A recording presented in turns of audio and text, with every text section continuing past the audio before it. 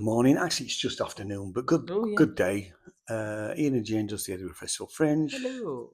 This is day 13, show 1, and this was Aud The Deep-Minded. Now, there is the pronunciation of Aud or Aud might be wrong. Because apparently it can be, it's different in Norwegian, English, and Celtic. Celtic and something else. Yeah. Shall I start with the Fringe bit? Yes. So a groundbreaking musical drama by Scottish New Music Award-shortlisted Joanna Nicholson combines projections, voice, electronic soundscapes, clarinet and horn. Psychological time travel draws us into the inner world of Aud The Deep-Minded, a real-life Christian Viking and conflicted yet brilliant leader in 9th century Scotland. Inspired by fragments of unreliable documented history and reframed in the present, we explore Aud's transformatory journey from oppressed to oppressor to liberator.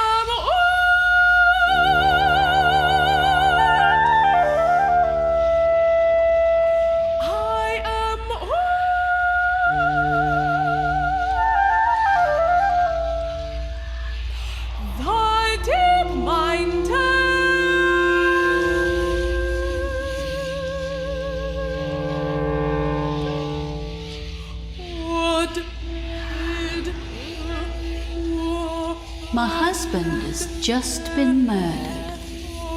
I ought to be grieving, but I'm going out. He was an arsehole! Roughhole!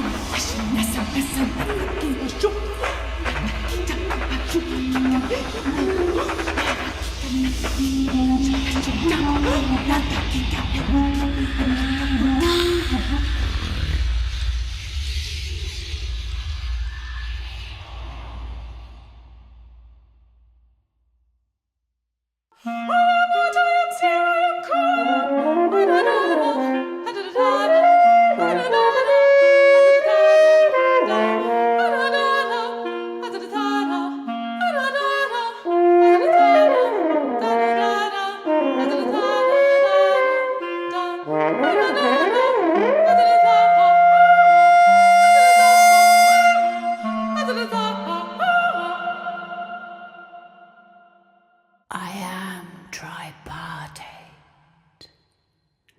I am timeless. I wash your clothes in blood.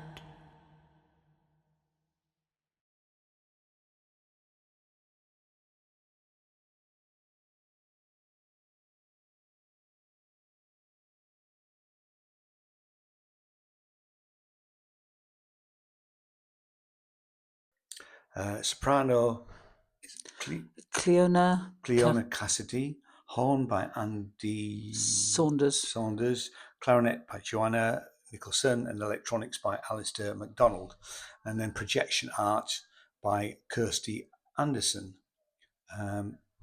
and it's part of the this Made in Scotland showcase. Sorry if you can hear noise behind us. It's it's a normal working day for the university. So what did you think of it? I found it mesmerizing. I loved the atmospheric music. I loved the fact that it was representing a story based on, partly on some documented history, but slightly unreliable, unreliable, as Joanna's written. The fact is that there are named characters that they are trying to represent, and the fact that it's sort of mystical. She's tried to make it contemporary, but with lots of references to the past. There's a complicated weave of historical, mystical characters, and it's really important that you read the synopsis that is available it is involved online, but you get given we'll put a link to it down below. There is a QR code, and that actually gives full details of what Joanna has based it on, and it also tells you about the 3 acts of the piece, what is actually being represented in each separate piece. And can I just add about the fantastic visuals that there are? Yeah, I'm going to include a couple of photographs. They're I think it's like a black backdrop, but they're dressed in white. Yeah. So that the images, very clever. Very clever. The images actually appear on them and on the background a little bit. That's the flyer.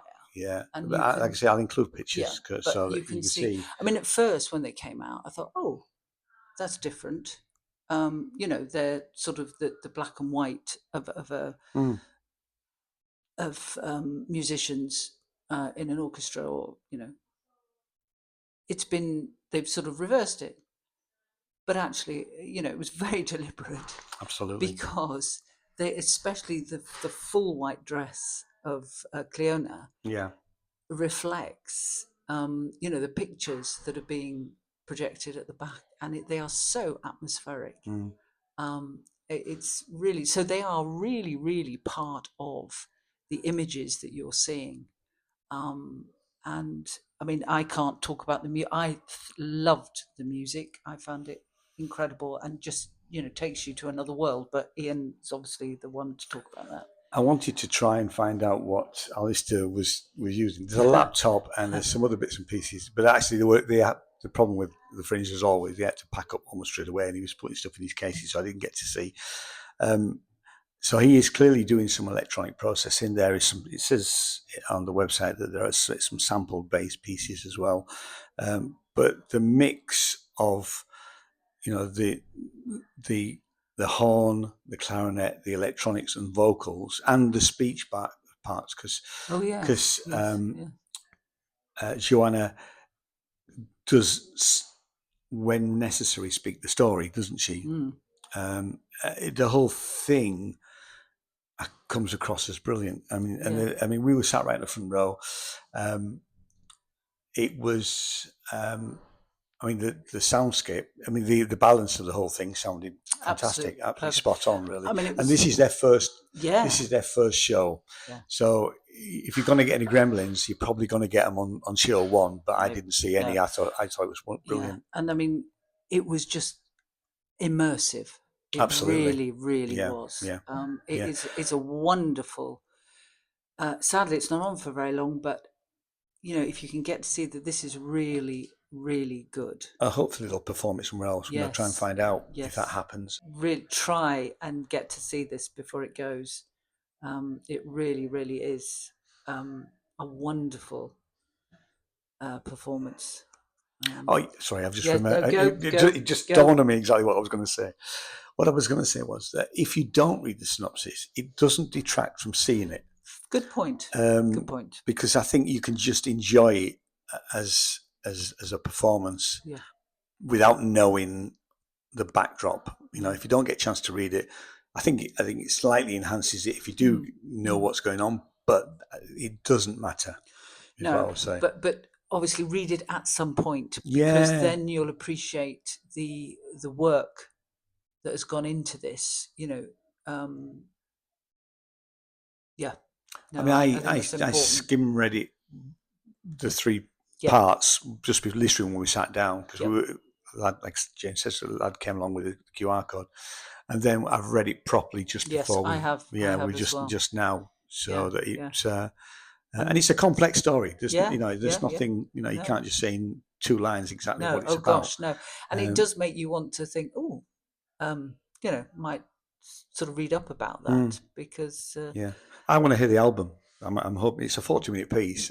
I'm hoping there's an album. But I thought it was superb. Shall I say when it's on? Yes, it started today. I've got it's on. It's only on today, and then it finishes on the 17th. It's at 11:15 in the morning, and it's 40 minutes long. And it's on at the Space Triplex and I think they call it the big room. The big room. Yeah. There was about 20 of us in there today, and I've just checked, and it will seat 90. So hopefully, word of mouth is always the way that it works at the Fringe. That in the next couple of performances, that they start to sell a lot better than that. Really deserves it, and we can't stress enough. Absolutely. You really, really should try and see this. Yeah. It's definitely one of the best things that I've seen this year. Yeah, me too. Me too. I suppose you can guess what the stars are going to be. Mine's 5. 5 for you too. So there you go. It's 5 stars. It's very special. It's very special. So, it's exactly the sort of thing. We do struggle to see really good music at the Fringe. Controversial? No, it is, because there's an awful lot of tribute act type things which we don't go to on purpose. We've seen some really good stuff. Or I have. I mean, I went to that thing that you couldn't get. Yeah, that's true. Yeah. So, I mean, this is definitely something you need to go see. It's fantastic, really. Okay. Yeah, and also just as an aside, and really nice to see the French horn feature. I didn't want to say. I didn't know. I didn't know. I don't know my brass instruments well enough. Well, it says horn, but it doesn't say it's French horn. Oh, I thought it was the French horn. I did wonder whether it was a flugelhorn horn. So, and that's why I'm glad that they called it a horn. And I was just going to. I just repeated. Maybe it wasn't. All right, cut this out. It was. No, I won't cut it out, but it's fine. Sorry. Yeah. So go see it. It's brilliant. I'm going to Google that now. Yeah, it may well be a French horn. It may well be a flugelhorn. It may be some other type of horn. Sorry, Andy. I'm going to Google that. No, that was well done. Cheers. Okay. Go see it. It's fantastic. Bye. All right. See you next time. Bye-bye. Bye.